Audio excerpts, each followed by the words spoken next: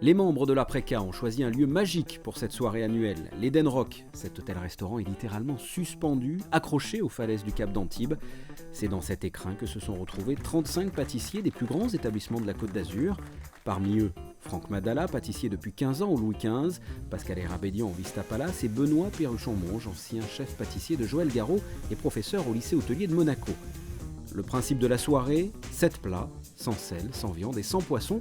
7 desserts en réalité, élaborés avec les meilleurs produits du moment et organisés comme un vrai dîner, entrée, plat chaud, fromage, tout cela accompagné de champagne.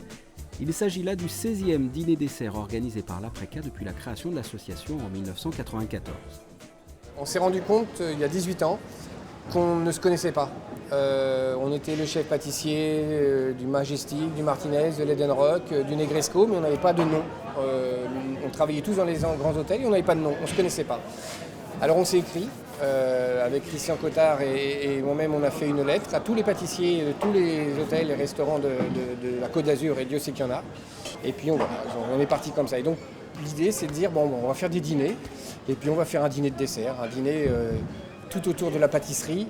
Alors on est 2-3 par dessert à chaque fois. C'est ça qui est sympa aussi, c'est que c'est pas un pâtissier qui fait un dessert, c'est 2-3 qui réfléchissent autour du dessert.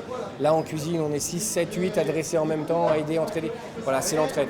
On est une vraie bande de potes. Ça fait 16 ans qu'on se connaît. On est des vieux potes maintenant même. On a tous des enfants qu'on a vu grandir.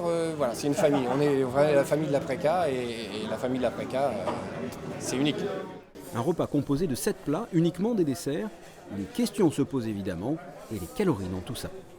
La pâtisserie, quand c'est fait avec amour, c'est que du plaisir, ça ne fait pas grossir. Et en plus, vraiment, ce dîner de dessert, je vous dis, il n'y a pas de crème. Il y a très peu de crème, il y a très très peu de beurre. On travaille beaucoup les fruits, les légumes de saison.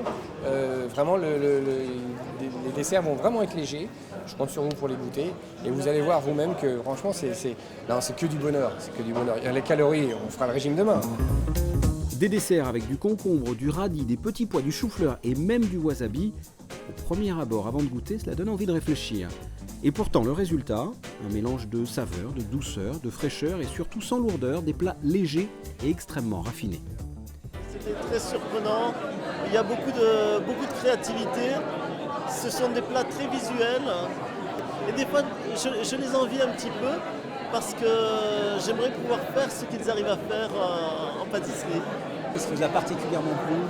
J'ai bien aimé l'entrée, tout simplement l'association du sureau, l'originalité du concombre et puis la douceur, la fraîcheur de la fraise qu'on connaît tous qui est très agréable. Une salle pleine, l'Apreka a même dû refuser du monde. Au total, 170 personnes étaient présentes à ce dîner dessert, à raison de 110 € tête. Parmi tout ce monde, 2 invités d'honneur, Jérôme Chaussès, chef pâtissier du Crillon à Paris, et le parrain de la soirée, Christian Garcia, chef de cuisine au Palais Princier de Monaco.